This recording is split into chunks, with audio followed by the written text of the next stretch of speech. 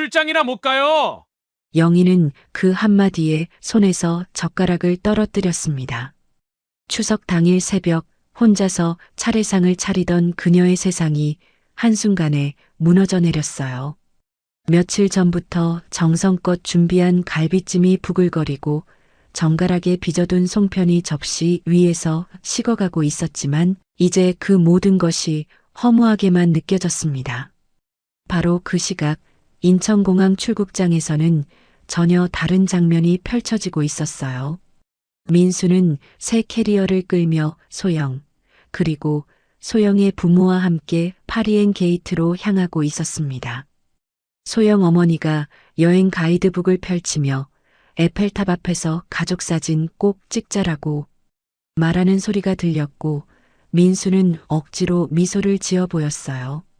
영희가 달력에 빨간 동그라미를 쳐놓고 기다렸던 그 추석날, 아들은 전혀 다른 곳에서 전혀 다른 사람들과 시간을 보내고 있었던 거였습니다. 하지만 이것은 시작에 불과했어요. 이 거짓말 하나가 불러올 파장을 그때는 아무도 예상하지 못했으니까요. 영희는 아직 모르고 있었습니다. 자신이 얼마나 큰 결심을 하게 될지, 그리고 그 결심이 얼마나 많은 것을 바꿔놓게 될지를 말이에요. 사연 시작하기 전에 구독과 좋아요 부탁드립니다. 노을빛 인생을 찾아주신 여러분께 감사드립니다. 고마운 마음을 담아 오늘의 사연 시작합니다. 새벽 5시 영희는 부엌에서 송편을 빚으면서도 자꾸 시계를 쳐다봅니다. 반죽이 손에서 미끄러질 때마다 아이고 또 실수네라고 중얼거리며 다시 모양을 잡습니다. 예전엔 한 번에 예쁘게 만들어졌는데 요즘엔 손끝이 서툴러진 것 같아요. 송편 하나를 완성하고 나서 남편 사진을 바라보며 여보, 모양보다 정성이 더 중요하지요? 라고 말합니다. 가스레인지 위에서 갈비찜이 부글부글 끓어오를 때마다 솟아오르는 김이 영희의 안경을 뿌옇게 만듭니다. 그녀는 손등으로 안경을 툭툭 닦아내면서도 국물간을 보느라 바쁩니다. 남편이 생전에 좋아했던 그 맛을 기억해내려고 애쓰며 소금을 조금 더 넣었다가 너무 짠가 하며 걱정합니다. 거실 벽시계의 초침 소리가 유난히 큰 것 같습니다. 똑딱똑딱 하는 소리가 빈집의 정적을 더욱 도드라지게 만들어요. 영희는 식탁에 의자를 하나씩 놓으면서 아들 민수가 앉을 자리를 위해 의자 하나를 정성스럽게 닦습니다. 그리고 술잔 2개를 나란히 놓으면서 하나는 아버지 것, 하나는 민수 것이라고 혼잣말합니다. 휴대폰을 꺼내 아들에게 문자를 보내려다가 다시 지웁니다. 제사니까 꼭 와야 해라고 썼다가 지우고 오늘 아버지 제사야. 시간 되면 오렴이라고 다시 쓰다가 또 지웁니다. 문장 끝에 말투를 오렴에서 와로, 다시 와저로 바꿔가며 몇 번이고 망설입니다. 결국 문자를 보내지 못하고 휴대폰을 테이블 위에 내려놓습니다. 현관으로 나가 신발장을 정리하면서 혹시나 해서 문 밖을 내다봅니다. 계단에 발자국 소리라도 들릴까 싶어 귀를 기울이지만 들리는 건 이웃집 세탁기 돌아가는 소리뿐입니다. 문을 열었을 때의 찬바람을 미리 상상하며 카디건을 여며 입습니다. 몸이 먼저 차가워지는 것 같아요. 제사상 차림을 거의 마무리하고 나서 영희는 남편 사진 앞에 의자를 당겨와 앉습니다. 사진 속 남편의 온화한 미소를 바라보며 여보, 올해는 민수가 올까요? 라고 조심스럽게 묻습니다. 사진은 대답하지 않지만 영희는 잠시 그 앞에 앉아 마음을 다스립니다. 텔레비전을 켜자마다 가족들이 함께 모여 웃고 있는 광고가 나옵니다. 행복한 3대가 한 테이블에 둘러앉아 음식을 나누는 모습을 보자 영희는 급히 리모컨으로 전원을 끕니다. 광고 속 웃음소리가 자신의 고요한 집을 조롱하는 것 같은 기분이 들어요. 휴대폰을 다시 들고 민수에게 전화를 걸까 망설입니다. 통화 버튼에 손가락을 올려놓고 몇 번이고 누르려다 말려다 합니다. 바로 그때 집 앞에서 종소리 같은 알림음이 들려 마음이 두근거리지만 문을 열어보니 택배 아저씨가 소포를 놓고 가는 참이었습니다. 시간이 흘러가면서 제사상 위의 사과와 배가 점점 광택을 잃어갑니다. 영희는 젓가락을 가지런히 올려놓고 비어있는 술잔을 오래 바라봅니다. 그 빈 잔이 오늘 하루를 상징하는 것 같아서 가슴이 먹먹해집니다. 그래도 오늘은 이라고 말을 시작했지만 끝맺지 못합니다. 그 말은 제사상 위에서 홀로 맴돌다가 조용히 사라집니다. 영희는 다시 남편 사진을 바라보며 오늘도 혼자 제사를 지낼 준비를 합니다. 제사상을 정리하면서 영희는 문득 남편의 장례식 마지막 날이 떠올랐습니다. 그때 남편이 병상에서 힘겹게 말했던 유언이 귓가에 다시 들려와요. 재산은 모두 내 이름으로 해둬라. 아들한테 너무 많이 주면 안 돼. 그 말을 들었을 때는 지나친 걱정이라고 생각했었는데 지금 생각해보니 남편의 표정이 평소보다 심각했었어요. 영희는 서랍 깊숙한 곳에서 남편과 함께 만든 오래된 통장을 꺼냅니다. 통장 표지가 낡아서 모서리가 헤어져 있고 도장을 찍던 자리에는 붉은 주홍 자국이 희미하게 남아 있어요. 도장을 손에 쥐자 마치 남편의 체온이 아직도 스며 있는 것 같은 착각이 들었습니다. 손가락 끝이 따뜻해지면서 가슴 한편이 뭉클해져요. 책장에서 남편이 생전에 적어두었던 낡은 공책을 발견합니다. 첫 장을 펼치자 남편의 반듯한 글씨가 나타나요. 가난은 물려주지 말되 감사는 물려줘라라고 적혀 있습니다. 그 아래에는 자식에게 모든 걸 주면 그 자식은 스스로 설 줄 모른다는 문장도 보여요. 영희는 그 페이지를 조심스럽게 접어서 북마크처럼 끼워둡니다. 시장에서 돌아오는 길에 만난 이웃들의 위로 인사가 이제는 뜸해졌습니다. 처음 몇 달은 어떻게 지내세요라며 안부를 물어주던 사람들도 이제는 가벼운 목례만 하고 지나가요. 집으로 돌아와 현관문을 닫는 순간 집이 더 커진 것 같고 자신은 더 작아진 기분이 듭니다. 그 빈 공간을 민수의 미래에 대한 걱정으로 채우려고 했었는데 요즘엔 그마저도 허망하게 느껴져요. 영희야, 사람은 다 시험을 치른다던 남편의 말이 문득 떠오릅니다. 그때는 무슨 뜻인지 잘 몰랐는데 지금 와서 생각해보니 시험의 정답이 늘 참아라는 것만은 아니었을 거예요. 때로는 단호해져야 하는 순간도 있다는 뜻이었을까요?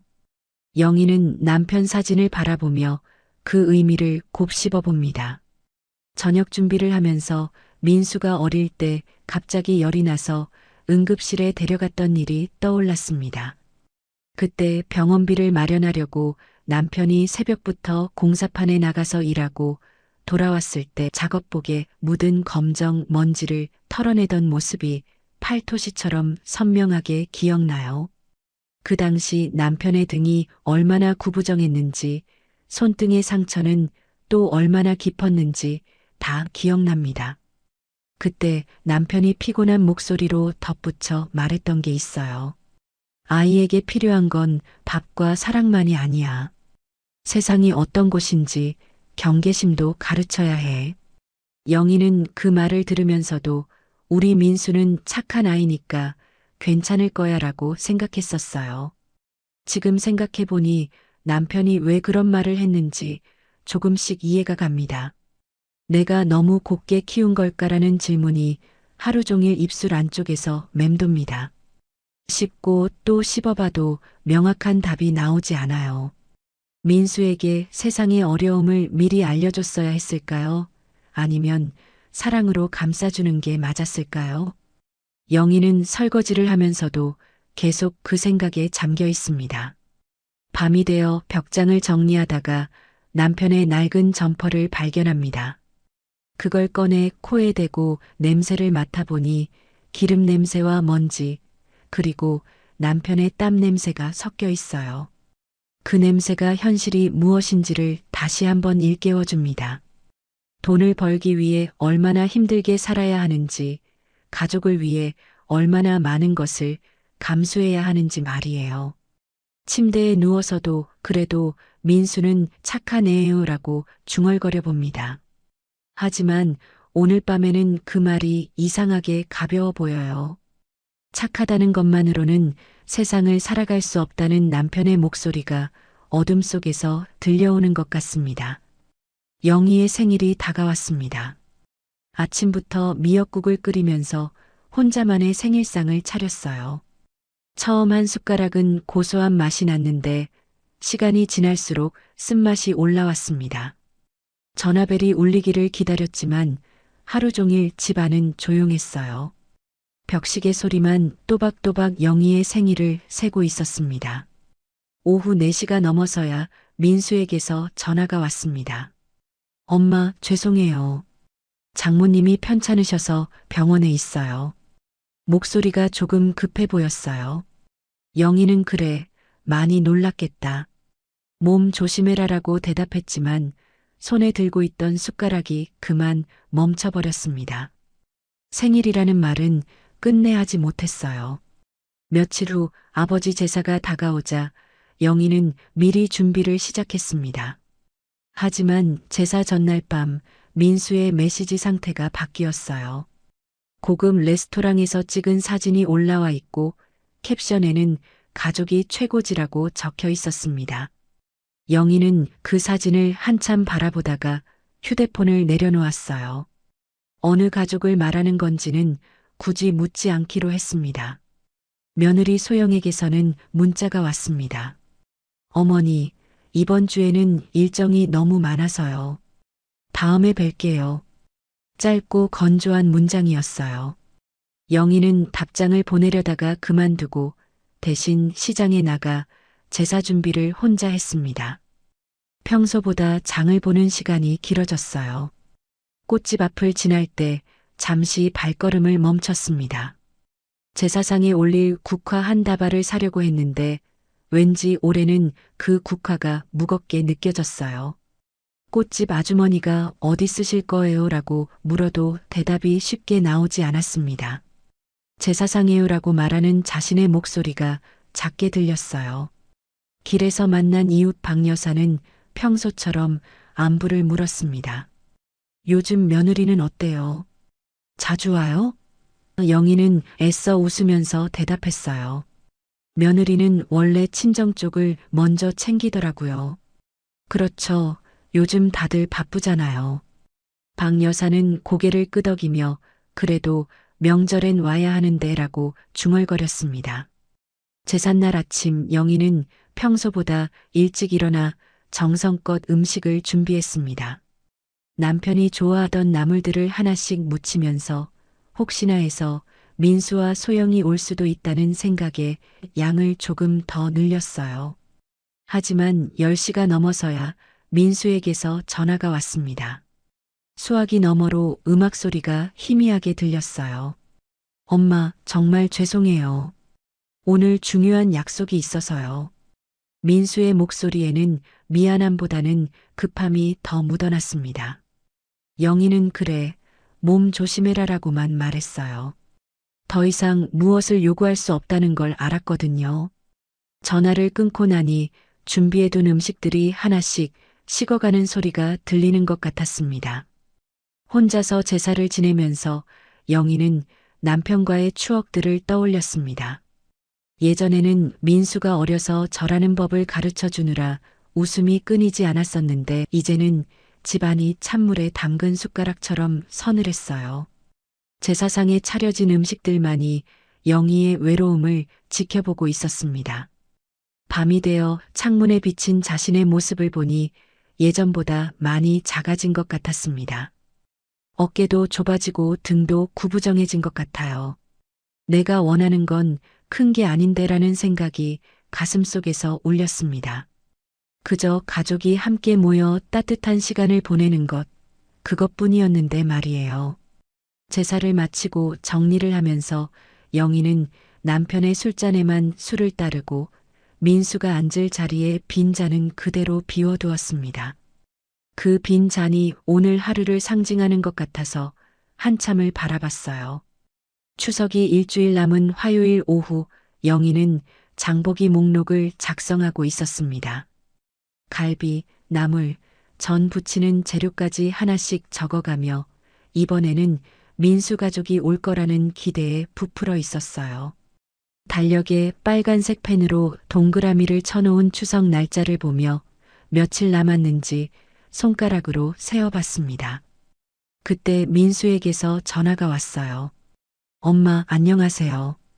평소보다 목소리가 조금 무겁게 들렸습니다. 영희는 반갑게 민수야. 추석 준비하려고 장보기 목록 쓰고 있었는데 잘 됐네라고 말했어요. 하지만 민수는 잠시 망설이더니 천천히 입을 열었습니다.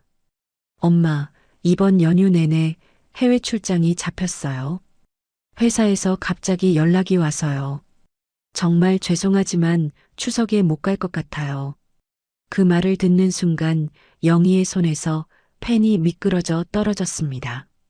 바닥에 떨어진 펜이 굴러가는 소리가 유난히 크게 들렸어요. 출장?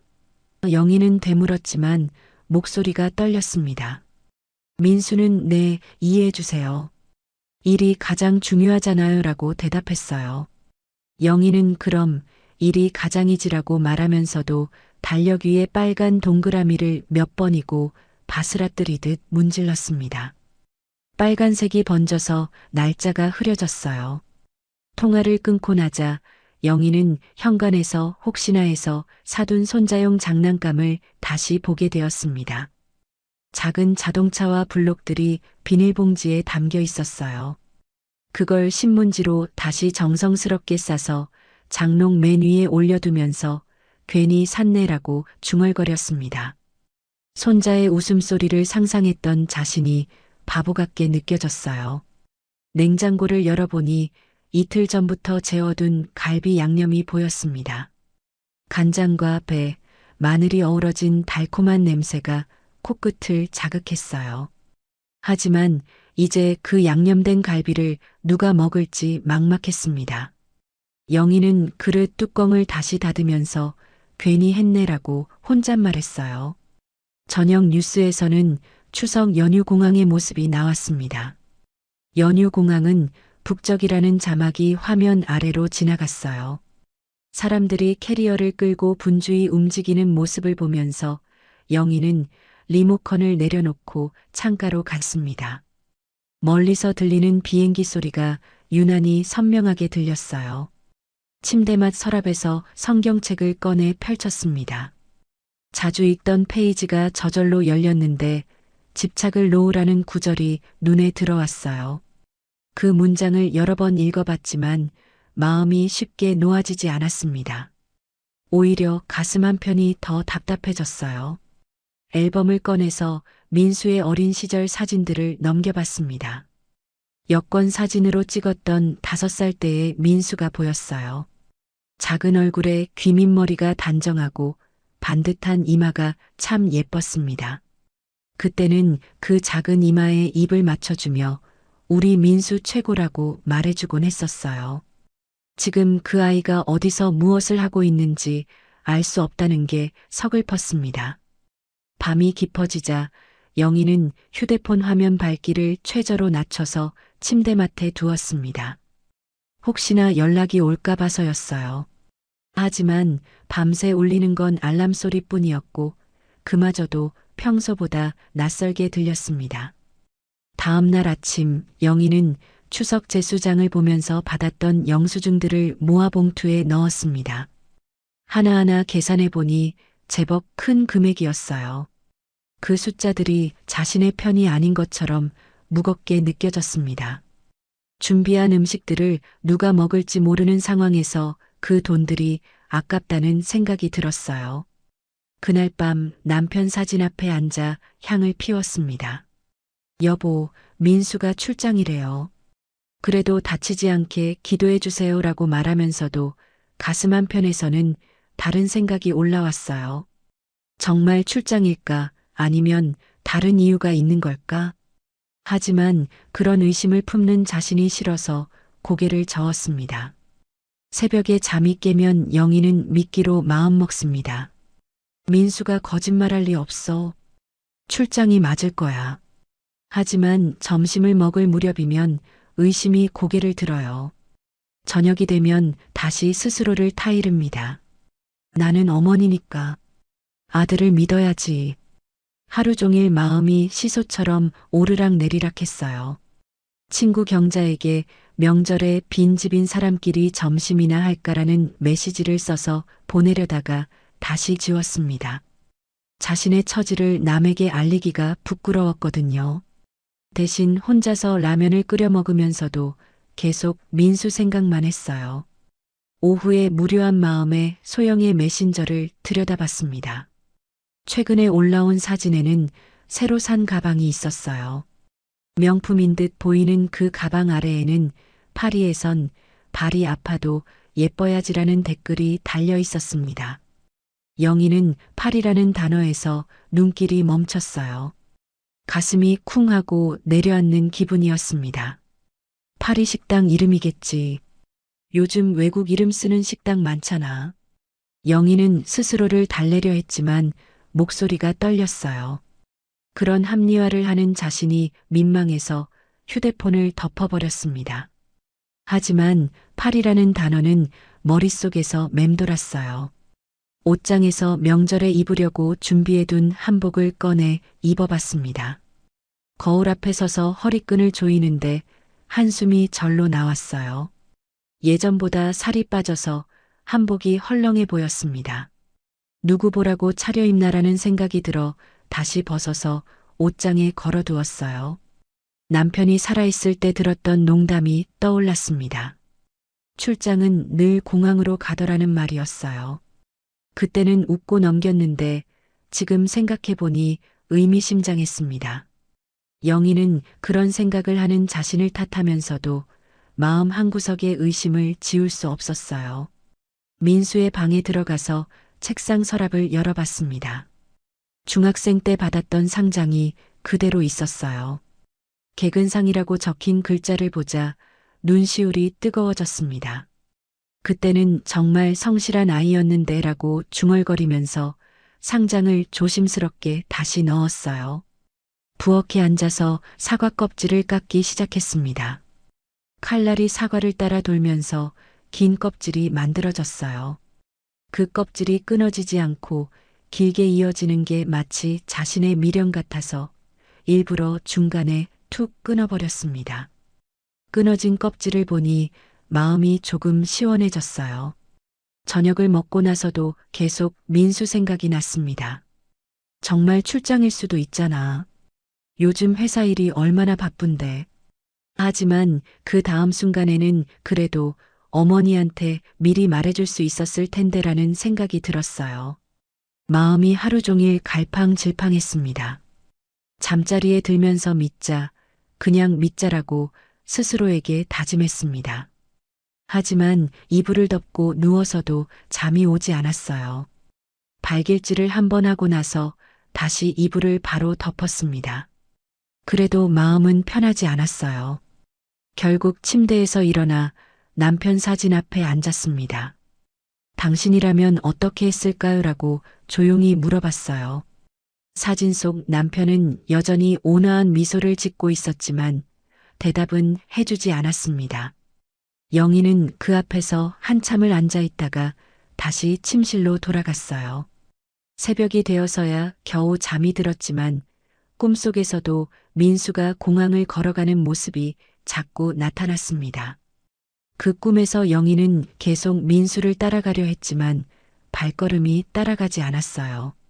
꿈에서 깨어나니 베개가 눈물로 젖어 있었습니다. 추석 당일 새벽 6시 영희는 혼자서 차례상을 차리고 있었습니다. 송편을 접시에 담으면서도 계속 휴대폰을 쳐다봤어요. 혹시나 민수에게서 잘 도착했다는 연락이라도 올까 해서였습니다. 하지만 화면에는 아무 알림도 뜨지 않았어요. 그때 갑자기 경자에게서 전화가 왔습니다. 벨소리가 유난히 급하게 들렸어요. 여보세요, 경자야? 영희가 받자마자 경자의 목소리가 흥분되어 있었습니다. 야, 영희야. 나 지금 인천공항이야. 나 이번 추석에 딸이랑 유럽 여행 가거든. 방금 보안 검색대줄에서 민수 봤어. 그 순간 영희의 손에서 젓가락이 떨어졌습니다. 바닥에 떨어지는 소리가 마치 천둥같이 크게 들렸어요. 민수, 안 그래도 이번에 해외 출장을 간다고 했거든. 영희는 이미 알고 있다며 말했습니다. 경자는 숨을 고르더니 천천히 말했어요. 출장이라고? 무슨 출장? 며느리도 같이 있고 그쪽 부모님도 있었어. 4명이서 보안 검색대 들어가고 있더라고. 영희는 벽을 짚고 서야 했습니다. 다리에 힘이 빠져서 주저앉을 뻔했어요. 정말이야? 확실해? 목소리가 간신히 나왔습니다. 경자는 단호하게 대답했어요. 내가 왜 거짓말해? 줄이 너무 길어서 사진은 못 찍었는데 소영 엄마가 지갑에서 여행 일정표 꺼내면서 에펠탑 앞에서 사진 찍자고 하더라고. 에펠탑. 영희는 그 단어를 되뇌었습니다. 어제 본 소영의 메신저가 떠올랐어요. 파리에선 발이 아파도 예뻐야지라는 그 댓글이 이제야 의미가 분명해졌습니다. 진짜 파리, 프랑스 파리였던 거예요. 잘못 본 거 아니야? 영희는 마지막 희망을 붙잡으려 했지만 경자는 고개를 저었어요. 아니야, 분명히 민수야. 키도 그렇고 걸음걸이도 그대로더라. 소영이도 새 가방 들고 있었고 그 말을 들은 순간 영희의 가슴이 무너지는 것 같았습니다.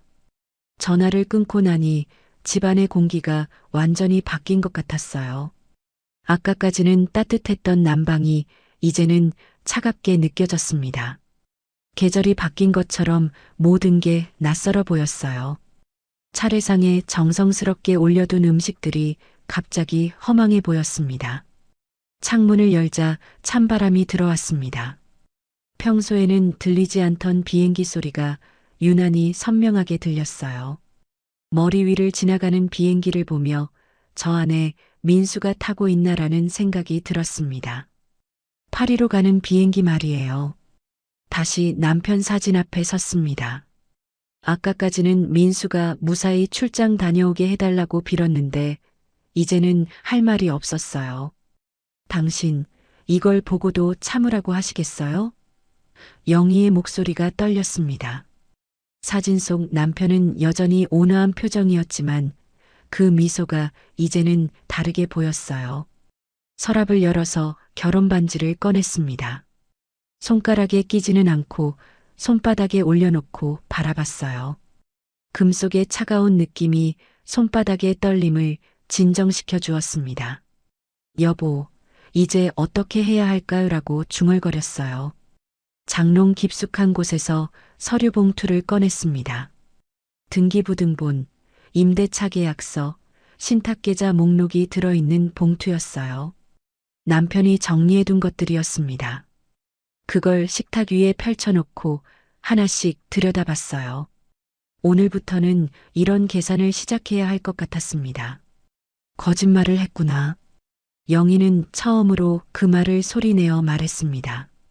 그 말이 공중에 떠오르자 마음 한편이 단단해지는 걸 느꼈어요. 슬픔보다는 결심이 먼저 올라왔습니다. 이제 뭔가를 해야 할 때가 온 것 같았어요. 추석 연휴가 끝난 월요일 오전, 영희는 남편의 동생인 도윤에게 전화를 걸었습니다.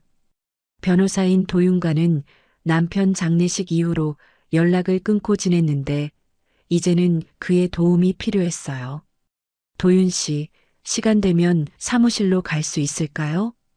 도윤의 사무실은 10층 건물 7층에 있었습니다. 엘리베이터에서 내려 복도를 걸어가는 동안 영희의 마음은 복잡했어요. 문 앞에 서자 정도윤 법률사무소라는 간판이 보였습니다. 문을 열고 들어가니 도윤이 책상에서 일어나 맞았어요. 형수님, 오랜만입니다. 도윤의 목소리는 반가우면서도 조심스러웠습니다. 남편과 5살 터울이었던 도윤은 남편과 닮아서 볼 때마다 마음이 아팠어요. 특히 눈매가 똑같아서 남편 생각이 더 많이 났습니다. 영희는 가져온 서류 봉투를 책상 위에 올려놓았습니다. 상속받은 재산 전부를 제 통제 아래로 되돌리고 싶어요. 도윤은 잠시 놀란 표정을 지었지만 곧 진지해졌어요. 무슨 일이 있으셨나요? 민수가 거짓말을 했어요. 출장이라고 하더니 가족여행을 갔더라고요. 영희의 목소리는 담담했지만 손끝이 떨렸습니다. 도윤은 고개를 끄덕이며 형님이 이런 상황을 대비하셨던 것 같습니다라고 말했어요. 도윤은 서류들을 하나씩 펼쳐보기 시작했습니다. 아파트 등기부등본, 카페 임대차 계약서, 리스 차량 계약서, 그리고 신탁통장 목록까지요. 형님이 정말 꼼꼼하게 정리해 두셨네요. 모든 게 형수님 명의로 되어 있습니다. 돌이킬 수 없는 일인가요? 영희가 물었습니다. 도윤은 우려 반, 결심 확인 반의 표정으로 대답했어요. 한번 시작하면 돌이킬 수 없습니다. 정말 하시겠습니까?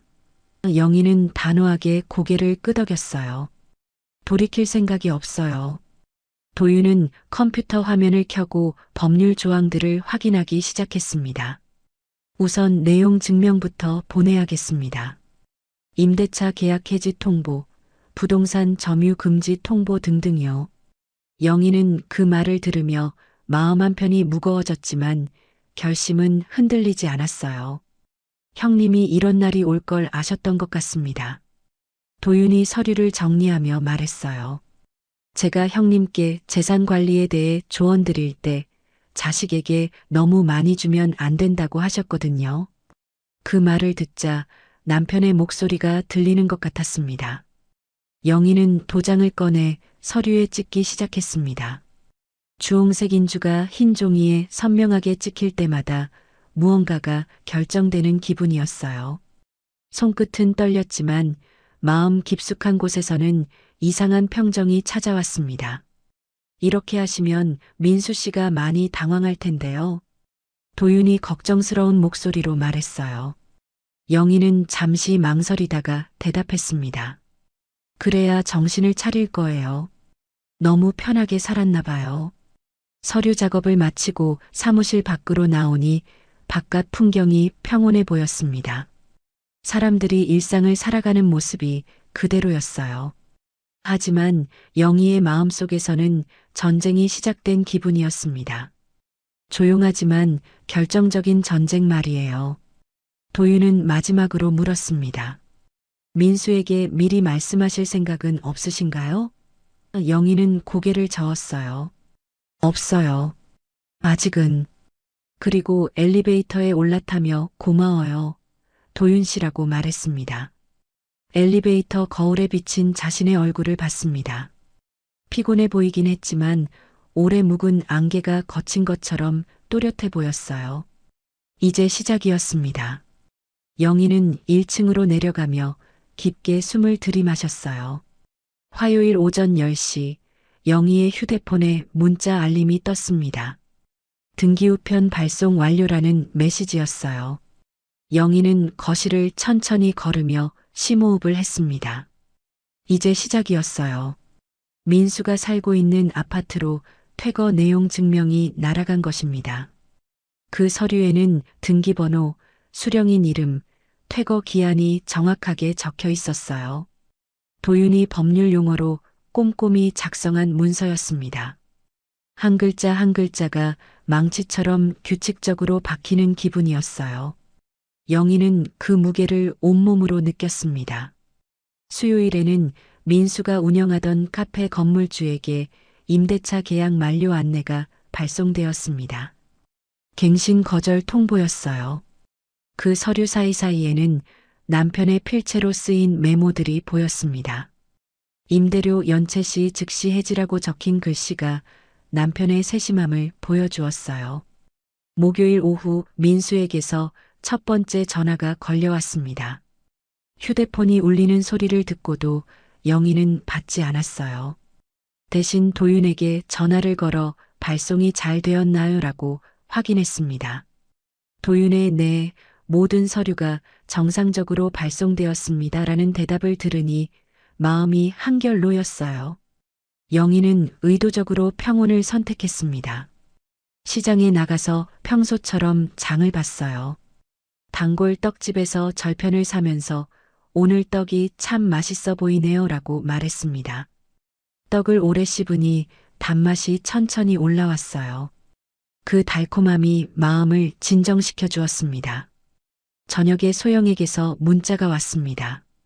어머니, 갑자기 이런 서류가 왜 와요? 문자를 읽고도 영희는 답하지 않았어요.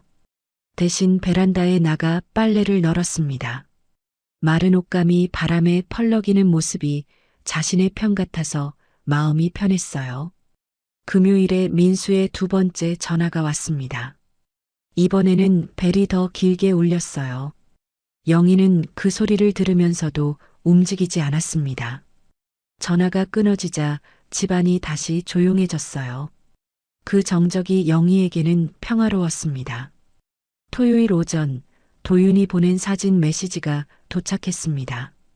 수령 완료 전산 기록 화면이었어요. 파란색 체크 표시가 작은 승리의 도장 같아 보였습니다. 영희는 그 화면을 오래 바라보며 한 걸음씩 가고 있구나라고 중얼거렸어요. 일요일에는 시장 사람들과 평범한 인사를 나눴습니다. 생선가게 아저씨가 요즘 어떻게 지내세요라고 물었을 때 영희는 환하게 웃으며 대답했어요. 괜찮아요. 아주 괜찮아요. 그 말이 거짓이 아니라는 게 신기했습니다. 야채가게 아주머니는 아드님은 잘 지내줘라고 물었어요. 영희는 네, 잘 지내고 있어요. 요즘 많이 바쁜가 봐요라고 대답했습니다. 그 말에도 거짓은 없었어요. 민수는 분명 바쁠 테니까요. 월요일 아침 도윤에게서 또 다른 소식이 왔습니다. 형수님, 리스 차량 회수 통보도 발송 완료되었습니다. 영희는 고맙습니다라고 짧게 답했어요.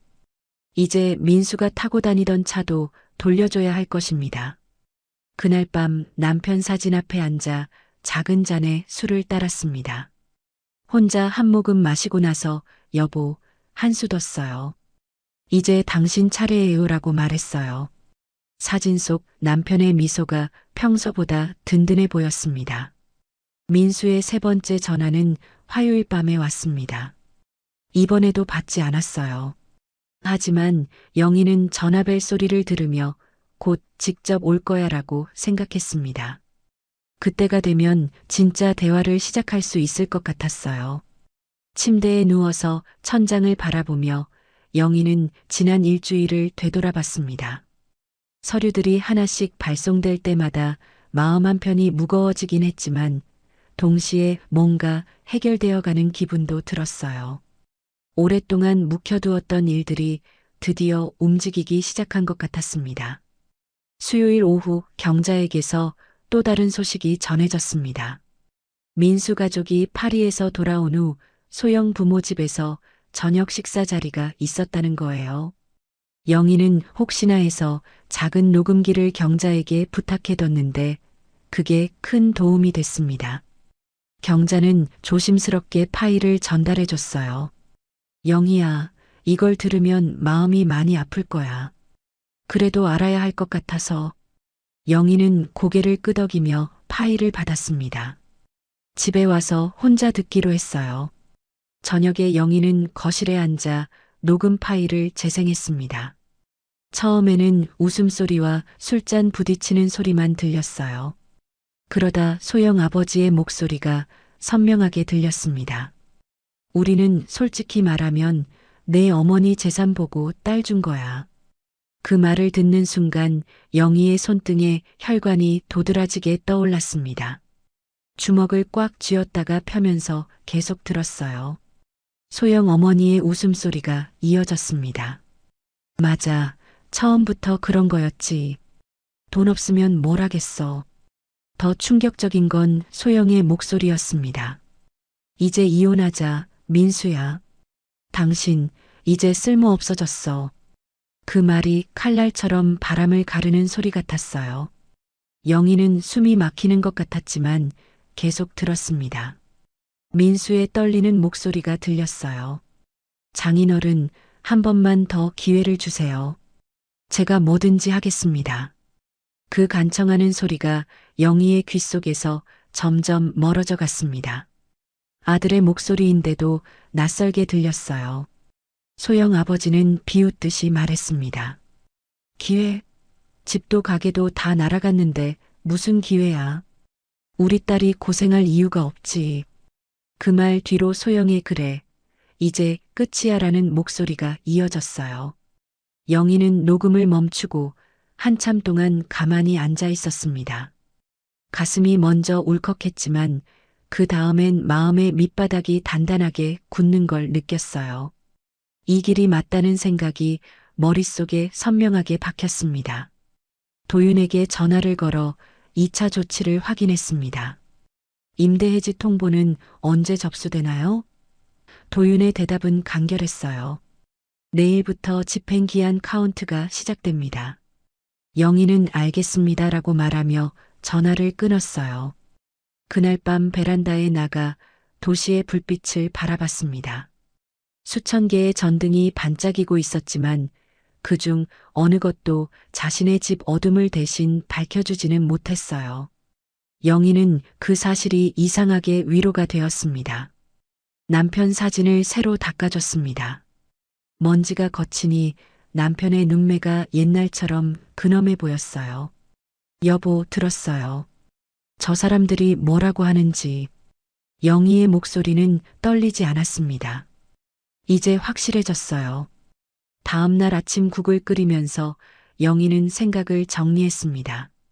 이제는 수습이 아니라 결말을 향해 가고 있다는 걸 알았어요. 녹음 파일이 마지막 확신을 줬습니다. 민수도 소영도 그 부모들도 모두 자신을 우습게 본다는 걸 알았거든요. 시장에 나가서도 평소와 다름없이 인사를 나눴습니다. 오늘 기분이 좋아 보이시네요 라는 말에 네, 마음이 정말 편해요라고 대답했어요. 거짓말이 아니었습니다. 혼란스러운 감정들이 정리된 기분이었거든요. 오후에 도윤이 보낸 문자를 확인했습니다. 형수님, 모든 법적 절차가 순조롭게 진행되고 있습니다. 이제 당사자들이 직접 연락해 올 것 같습니다. 영희는 기다리고 있겠습니다라고 답했어요. 그날 저녁 혼자 식사를 하면서도 마음이 든든했습니다. 녹음 파일을 들은 후로는 모든 게 명확해졌어요. 자신이 하고 있는 일이 정당하다는 확신이 들었습니다. 이제 민수가 어떤 선택을 할지 지켜볼 일만 남았어요. 금요일 오전 민수에게서 드디어 직접 전화가 왔습니다. 목소리가 전화기 너머로 메말라 있었어요. 엄마, 뭔가 오해가 있는 것 같아요. 저희가 뭘 잘못했는지 모르겠어요. 영희는 전화기를 귀에 대고 있었지만 대답을 하지 않았습니다. 침묵이 길어지자 민수의 숨소리만 들렸어요. 그 순간 뒤에서 소영의 목소리가 들렸습니다. 당신 집도 가게도 다 날려먹었어. 이제 어떻게 할 거야? 삿대질하는 소리까지 선명하게 들렸어요. 민수는 잠깐만 소영아라고 말했지만 소영의 화는 가라앉지 않았습니다. 은행에서도 연락이 왔다고 했어요. 부동산을 담보로 한 대출이 갑자기 막혔다는 거였습니다. 민수는 친구들에게 손을 벌리기 시작했지만 돌아오는 건 요즘 나도 어려워. 미안하다, 좀 바빠서라는 메시지뿐이었어요. 월요일에 경자가 전해준 소식은 더욱 충격적이었습니다.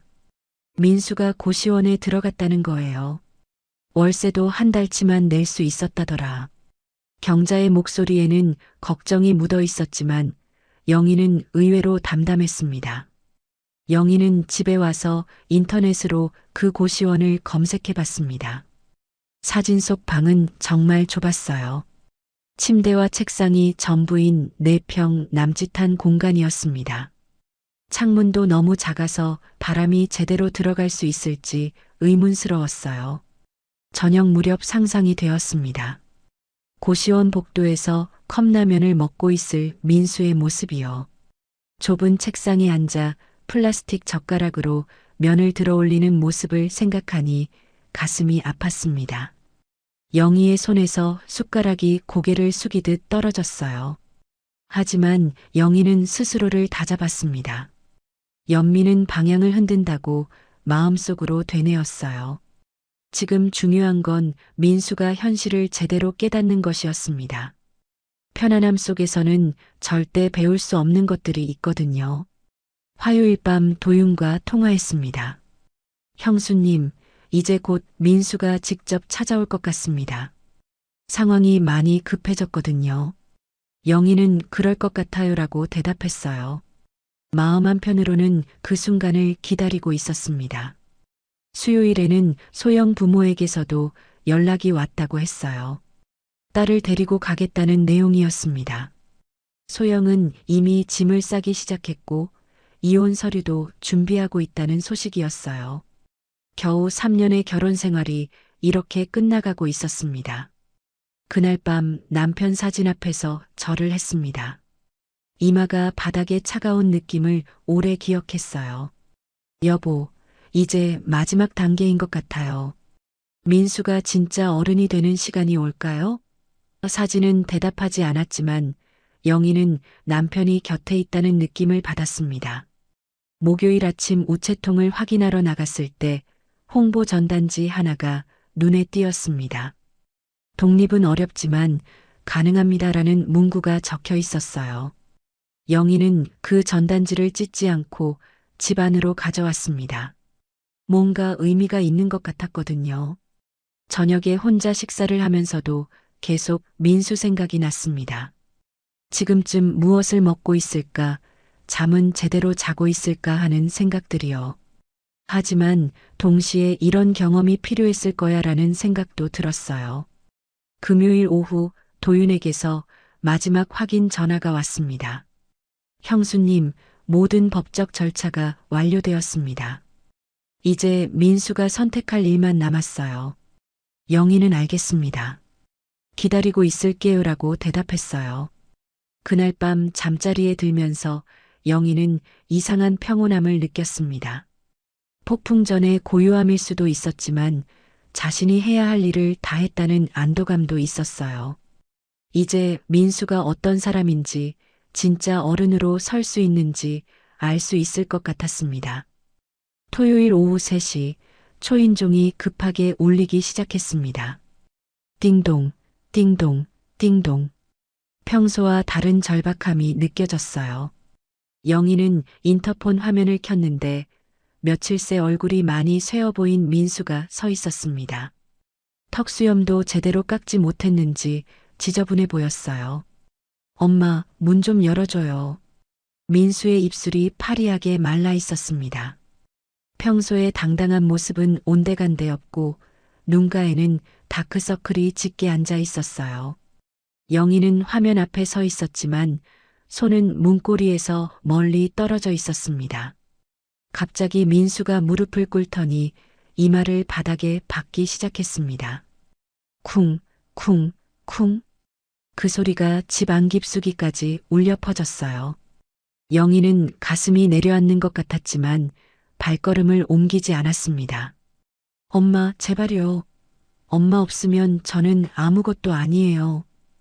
민수의 목소리가 복도에 메아리 쳤습니다. 그런데 그 말이 영희에게는 위로가 아니라 경고처럼 들렸어요. 아직도 자신의 힘으로 설 생각을 하지 않는다는 의미로 받아들여졌습니다. 영희는 인터폰 볼륨을 낮췄습니다. 민수의 울음소리보다 자신의 심장 소리가 더 크게 들렸어요. 가슴이 쿵쾅거렸지만 마음은 흔들리지 않았습니다. 지금 문을 열어주면 모든 게 원점으로 돌아갈 거라는 걸 알았거든요. 복도 끝에서 이웃이 지나가다가 잠깐 멈칫하는 그림자가 보였습니다. 민수의 모습을 본 것 같았어요. 영희는 부끄러운 마음에 커튼을 반쯤 쳤습니다. 하지만 그것도 잠시였어요. 이런 일이 있어야 민수가 정신을 차릴 거라고 생각했으니까요. 그때 영희의 휴대폰이 울렸습니다.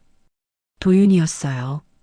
형수님, 준비했던 문구를 민수에게 전달해도 될까요? 영희는 말없이 고개만 끄덕였지만 도윤은 그 침묵의 의미를 알아차린 것 같았습니다. 10분 후 도윤이 도착했습니다. 영희는 인터폰 스피커를 켰어요. 도윤의 차분한 목소리가 복도에 울렸습니다. 민수야, 어머님의 마지막 의사표명을 전달하겠다. 민수는 고개를 들고 도윤을 바라봤어요. 어머님께서는 내가 스스로 일어설 수 있을 때까지 기다리신다고 하셨어. 누군가에게 의지하려는 마음을 버리고 진짜 어른이 되면 그때 다시 만나자고 하시네. 도윤의 말이 끝나자 복도가 조용해졌습니다. 문 밖의 울음소리가 뚝 끊어졌어요. 대신 조용한 훌쩍임으로 바뀌었습니다. 민수는 한참 동안 그 자리에 앉아 있다가 천천히 일어났어요. 영희는 그 모습을 인터폰 화면으로 지켜봤습니다. 알겠습니다. 민수의 목소리가 작게 들렸어요. 정말 알겠어요. 그는 더 이상 애원하지 않았습니다. 그 모습에서 뭔가 달라진 게 느껴졌어요. 체념일 수도 있고 각성일 수도 있었습니다. 민수가 떠난 후에도 복도의 발자국 소리가 영희의 귀에 오래 남아 있었습니다. 무겁고 느린 발걸음이었어요. 영희는 그 소리를 들으며 남편 사진 앞에 앉았습니다. 여보, 이게 맞는 걸까요? 그날 밤 영희는 잠을 이루지 못했습니다. 민수의 무릎 꿇은 모습이 자꾸 떠올랐어요. 하지만 동시에 이제라도 정신 차려야지라는 생각도 들었습니다. 쉬운 길만 걸어왔던 아들에게는 이런 시련이 필요했을 거예요. 새벽녘 창문으로 들어오는 찬바람을 맞으며 영희는 생각했습니다. 사랑한다는 것이 항상 감싸주는 것만은 아니라는 걸 이제야 깨달았어요. 때로는 혼자 서도록 내버려 두는 것도 사랑의 한 형태라는 것을 말이에요. 민수가 떠난 후에도 복도의 발자국 소리가 영희의 귀에서 떠나지 않았습니다. 그 무겁고 절망적인 발걸음이 계속 메아리 쳤어요. 영희는 거실 시계를 바라봤는데 평소보다 바늘이 느리게 움직이는 것 같았습니다. 한 칸 한 칸이 한 해처럼 길게 느껴졌어요. 창문을 열어 찬 공기를 들이마셨지만 가슴속은 오히려 더 뜨거워졌습니다. 숨이 가빠와서 벽에 손을 짚고 서야 했어요. 방금 전 민수가 무릎을 꿇던 모습이 자꾸 눈앞에 떠올랐습니다. 그 절망적인 표정, 떨리던 목소리가 생생했어요. 남편의 낡은 점퍼를 옷장에서 꺼내 소매에 얼굴을 묻었습니다. 오래된 기름 냄새와 먼지, 그리고 남편의 체취가 섞인 냄새가 코끝을 자극했어요. 그 냄새가 영희를 현재로 잡아당겼습니다. 지금 내가 뭘 하고 있는 건지 하는 생각이 밀려왔어요. 내가 잘못 키운 걸까? 하는 자학이 고개를 들기 시작했습니다. 민수가 어릴 때 아팠던 날들, 밤새 간병하며 걱정했던 순간들이 떠올랐어요. 그때는 세상에서 가장 소중한 아이라고 생각했는데 지금은 그 아이를 문 밖에 세워뒀다는 죄책감이 밀려왔습니다. 하지만 바로 뒤이어 다른 목소리가 들렸어요. 아니야, 이제라도 바로 잡아야지. 남편의 목소리 같았습니다. 남편이 살아있을 때 했던 말이 기억났어요. 아이를 너무 품 안에만 둬서는 안 돼. 세상 바람을 맞아봐야 어른이 되지. 민수가 5살 때 고열로 병원에 입원했던 날이 선명하게 떠올랐습니다. 그때 영희는 병실 의자에서 밤새 깨어 있으면서 민수의 손을 잡고 있었어요. 작고 뜨거운 그 손을 기억하며 그때 잘 버텼잖아. 이번에도 버틸 거야 라고 스스로를 위로했습니다. 부엌으로 가서 물을 끓였습니다. 주전자에서 나오는 김을 바라보면서 마음을 진정시키려 했어요.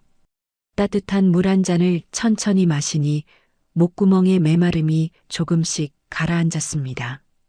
몸이 따뜻해지면서 마음도 차분해졌어요. 식탁 위에 놓인 도장을 들여다봤습니다. 붉은 주홍 잉크가 아직도 촉촉하게 남아 있었어요. 며칠 전 서류에 찍었던 그 도장 자국들이 지금의 상황을 만들었습니다. 결정은 따뜻했지만 결심은 아직 식지 않았다는 걸 느꼈어요. 새벽 4시가 되어서야 영희는 종이와 펜을 꺼냈습니다. 떨리는 손으로 짧은 문장을 썼어요. 사랑은 때로 단호해져야 한다. 그 문장을 쓰고 나니 마음이 한결 정리되는 것 같았습니다. 종이를 작게 접어서 남편 사진 뒤에 꽂아뒀습니다. 누가 읽지 않아도 상관없었어요. 자신이 읽으면 그걸로 충분했습니다. 그 문장이 자신의 마음을 정확히 표현하고 있다는 확신이 들었거든요. 다시 창가로 가서 밤하늘을 올려다봤습니다. 별이 몇 개 보였지만 도시의 불빛 때문에 흐릿했어요. 그래도 그 별들이 자신을 지켜보고 있는 것 같아서 위로가 되었습니다. 여보, 지켜봐 주세요라고 중얼거렸어요. 시계가 5시를 가리킬 때쯤 영희는 다시 남편 사진 앞에 앉았습니다. 당신 말이 맞았어요. 너무 쉽게 주면 그 값을 모르게 되더라고요. 사진 속 남편의 표정이 고개를 끄덕이는 것 같아 보였습니다. 민수가 진짜 어른이 될 수 있을까요? 영희가 물었을 때 창밖에서 새벽 바람이 불어와 커튼을 살짝 흔들었어요. 그 움직임이 남편의 대답 같았습니다. 가능하다는 뜻일 수도 있고 기다리라는 뜻일 수도 있었어요. 해가 뜰 무렵 영희는 침대에 누웠습니다. 몸은 피곤했지만 마음은 예전보다 확고해져 있었어요. 오늘 밤이 가장 어려운 시간이었다면 이제부터는 조금씩 나아질 거라는 희망이 생겼습니다. 2주일이 지난 월요일 오후 영희는 경자에게서 받은 주소를 손에 쥐고 조심스럽게 고시원으로 향했습니다. 마음을 단단히 먹었지만 발걸음은 무거웠어요. 버스에서 내려 좁은 골목길을 걸으면서 정말 가도 될까 하는 생각이 몇 번이나 들었습니다. 고시원 건물은 생각보다 낡아 있었어요. 외벽에는 곰팡이 자국이 있었고 입구의 형광등도 깜빡거렸습니다. 영희는 복도에 들어서자마자 특유의 냄새를 맡았어요. 라면 냄새와 습기, 그리고 사람 사는 냄새가 섞여 있었습니다. 방 번호를 한 번 더 확인하고 문 앞에 섰습니다. 손을 들어 노크하려다가 잠시 망설였어요. 안에서 기침 소리가 들렸습니다. 민수의 기침 소리였어요. 영희는 가슴이 아팠지만 문을 두드렸습니다. 톡톡톡. 누구세요? 민수의 목소리가 들렸는데 전과 다르게 낮고 쉬어 있었어요. 민수야, 엄마야. 영희가 대답하자 안에서 움직이는 소리가 났습니다. 문이 열리자 며칠 새 더 야위어진 민수가 나타났어요. 방 안은 정말 좁았습니다. 침대와 작은 책상이 전부였고 창문도 손바닥만 했어요. 구석에는 전기포트 하나와 컵라면 몇 개가 놓여 있었습니다. 침대 위에는 구겨진 담요와 반쯤 마른 수건이 널려 있었어요. 민수는 영희를 보자 엄마라고 작게 불렀습니다. 목소리에 전의 원망이나 화는 없었어요. 그저 놀라움과 반가움이 섞여 있었습니다. 영희는 대답 대신 가져온 과일 봉지를 침대 발치에 놓았어요. 앉아. 영희가 말하자 민수는 침대 한쪽 끝에 앉았습니다. 영희는 반대편에 앉아서 가져온 칼로 사과를 깎기 시작했어요. 칼날이 과일을 도는 소리만 좁은 방에 울렸습니다. 그 소리조차 두 사람에게는 위로가 되었어요. 깎아진 사과 한 조각을 민수에게 건네면서 영희는 그의 얼굴을 자세히 봤습니다. 뺨이 많이 들어가고 눈빛도 예전과 달랐어요. 하지만 그 눈에서 처음 보는 무언가를 발견했습니다. 더 이상 변명을 찾지 않는 눈빛이었어요. 미안해요. 민수가 먼저 입을 열었습니다. 정말 미안해요, 엄마. 그 말에는 지난번처럼 조건이나 핑계가 붙어 있지 않았어요. 순수한 사과였습니다. 영희는 그 말을 듣고도 바로 답하지 않았어요. 뭐가 미안한데? 영희가 물었습니다. 민수는 잠시 생각하더니 천천히 말했어요. 거짓말한 것, 엄마를 속인 것, 그리고 혼자 설 생각을 안 한 것이요. 마지막 말은 특히 작게 나왔지만 영희에게는 크게 들렸습니다.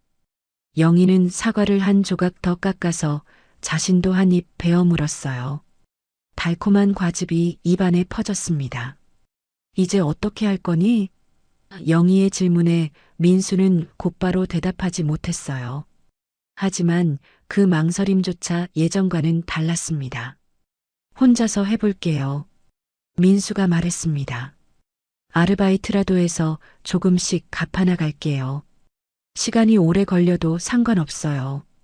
그의 목소리에는 결심이 담겨 있었어요. 영희는 그 변화를 느꼈습니다. 언제까지? 영희가 물었을 때 민수는 기한은 제 양심이 정할게요라고 대답했어요. 그 말을 들은 영희는 처음으로 작은 미소를 지었습니다. 남편이 그랬던 것처럼 스스로 답을 찾고 있었거든요. 영희는 자리에서 일어나면서 민수를 한 번 더 바라봤습니다. 여전히 초라한 모습이었지만 그 안에서 뭔가 다른 것이 자라고 있는 게 느껴졌어요. 내가 땀 흘린 돈으로 돌아오면 그때 다시 생각해보자. 문고리를 잡고 나오면서 영희는 뒤를 돌아봤습니다. 민수는 여전히 침대에 앉아 있었지만 등이 예전보다 곧았어요. 그 모습이 희망적으로 보였습니다. 3개월이 지난 어느 화요일 오후 영희는 은행에서 새로 만든 작은 통장을 손에 들고 다시 고시원으로 향했습니다. 이번에는 발걸음이 가벼웠어요. 경자를 통해 들은 소식에 따르면 민수가 새벽 배송 아르바이트를 시작했다고 했습니다. 고시원 복도는 여전히 라면 냄새가 났지만 예전보다 덜 답답하게 느껴졌어요. 민수의 방문을 두드리자 잠깐만요 하는 목소리가 들렸습니다. 문이 열리자 한결 나아 보이는 민수가 나타났어요. 여전히 야위었지만 눈에 생기가 돌아온 것 같았습니다. 엄마, 어떻게 오셨어요? 민수는 놀란 표정이었지만 반가워했어요. 방안을 보니 예전보다 정리가 잘 되어 있었습니다. 책상 위에는 아르바이트 급여 명세서 몇 장이 가지런히 놓여 있었어요. 작은 가계부도 보였습니다. 영희는 가져온 작은 통장을 책상 위에 조심스럽게 놓았습니다. 이건 시작 자본이다. 방을 더 좋은 곳으로 옮기든 필요한 것을 사든 내가 결정해라. 민수는 통장을 바라보며 눈이 커졌어요. 이건 민수가 말을 잇지 못했습니다. 영희는 그 망설임을 기다려줬어요. 이게 웬 돈이에요? 민수가 조심스럽게 물었습니다. 빌려주는 거야. 갚아야 할 돈이야. 언제까지 갚으면 되나요? 민수의 질문에 영희는 잠시 생각했습니다. 기한은 내 양심이 정하는 거다. 다만 조건이 있어. 민수는 긴장한 듯 몸을 앞으로 기울였어요. 영희는 차분하게 조건을 설명했습니다. 첫째, 나한테 연락은 하지 마라. 둘째, 도움을 달라고 하지 마라. 셋째, 내가 번 돈으로 조금씩이라도 갚아와라. 민수는 각 조건을 들으며 고개를 끄덕였어요. 그리고 마지막으로 영희가 말을 멈추자 민수는 숨을 죽이고 들었습니다. 내가 정말 어른이 되었다고 생각될 때 그때 다시 만나자. 그 말을 듣고 민수는 한참 동안 침묵했어요. 알겠습니다. 민수가 마침내 대답했습니다. 정말 알겠어요. 그의 목소리에는 전에 없던 진정성이 담겨 있었어요. 영희는 그 변화를 느끼며 마음 한편이 따뜻해졌습니다. 영희는 자리에서 일어나며 민수를 다시 한번 바라봤습니다. 좁은 방 안에서도 그는 예전보다 당당해 보였어요. 굽었던 어깨가 펴져 있었고 눈빛도 흐리지 않았습니다. 내가 땀 흘린 돈으로 돌아오면 그때 진짜 이야기를 시작하자. 영희의 마지막 말에 민수는 네, 엄마라고 대답했어요. 그 대답에는 약속이 담겨 있었습니다. 문을 나서면서 영희는 복도의 형광등이 예전보다 밝게 느껴졌어요. 민수가 혼자서도 잘 해낼 수 있을 거라는 믿음이 생겼습니다. 계단을 내려가면서 발걸음이 한결 가벼워졌어요. 엘리베이터 대신 계단으로 내려가면서 영희는 창밖을 내다봤습니다. 오후 햇살이 따스하게 비치고 있었어요. 민수도 저 햇살을 받으며 새로운 시작을 할 수 있을 거라고 생각했습니다. 1층에 도착해 건물 밖으로 나오자 차가운 바람이 얼굴에 닿았습니다. 하지만 그 바람이 상쾌했어요. 영희는 그대로 천천히 걸음을 옮겼습니다. 이제 민수의 진짜 시험이 시작되는 거였어요. 버스 정류장으로 가면서 영희는 남편에게 전할 말을 속으로 정리했습니다. 여보, 이제 민수가 혼자 걸을 준비가 된 것 같아요. 그 말을 생각하니 가슴이 뿌듯했어요. 버스에 앉아 창밖을 보니 사람들이 각자의 삶을 살아가고 있었습니다. 모두 자신만의 길을 걷고 있었어요. 민수도 이제 자신의 길을 찾아갈 시간이 된 것 같았습니다. 6개월이 흐른 봄날 오후 영희는 공원 묘지로 향하는 버스에 몸을 맡겼습니다. 창밖으로 벚꽃이 흩날리는 모습이 보였어요. 손에는 남편이 좋아했던 하얀 국화 한 다발을 들고 있었습니다. 마음이 한결 가벼웠어요. 묘지에 도착하니 잔디 사이로 따뜻한 바람이 지나갔습니다. 남편 이름이 새겨진 묘비 앞에 서자 가슴이 뭉클했지만 예전처럼 아프지는 않았어요. 국화를 정성스럽게 꽂고 무릎을 꿇고 앉았습니다. 여보, 나 이제 나를 위해 살게요. 영희의 목소리가 자신의 귀에 처음으로 온전히 들렸습니다. 예전에는 항상 누군가를 위한 삶이었는데 이제는 자신만의 시간을 가져도 괜찮다는 걸 알았어요. 묘비에 손을 대고 마음속으로 지난 시간들을 보고했습니다. 필요한 만큼만 줬어요. 그 이상은 아이를 망칠 뿐이더라고요. 남편이 생전에 했던 말이 이제야 진짜 의미로 다가왔어요. 지난주에 경자를 통해 들은 소식이 떠올랐습니다. 민수가 아르바이트를 2개나 하고 있다는 거였어요. 새벽 배송과 저녁 편의점 일을 병행하며 조금씩 돈을 모으고 있다고 했습니다. 힘들어 보이긴 했지만 예전과는 다른 모습이었어요. 우리 잘한 거죠? 영희가 묘비에 물어보자 바람이 나뭇잎을 흔들었습니다. 그 움직임이 남편의 고개 끄덕임 같아서 미소가 나왔어요. 남편도 분명 지금의 선택을 이해할 거라고 생각했습니다. 작은 호미로 묘 주변의 잡초를 뽑아냈습니다. 손톱 아래 흙이 끼었지만 마음은 깨끗해졌어요. 이런 작은 일들이 영희에게는 위로가 되었습니다. 남편을 위해 할 수 있는 마지막 일들이었거든요. 1시간 정도 묘지에 머물다가 일어섰습니다. 돌아서는 길에 오후 햇살이 길게 그림자를 만들었어요. 그림자가 길어도 발걸음은 가벼웠습니다. 이제 집으로 돌아가서 자신만의 저녁을 준비할 시간이었어요. 버스 정류장으로 가면서 휴대폰을 꺼내 무음 모드로 바꿨습니다. 예전에는 언제 울릴지 모르는 전화벨 때문에 불안했는데 이제는 그럴 필요가 없었어요. 자신만의 시간을 온전히 지킬 수 있게 되었습니다. 버스에 앉아 창밖을 보니 사람들이 각자의 삶을 살아가고 있었습니다.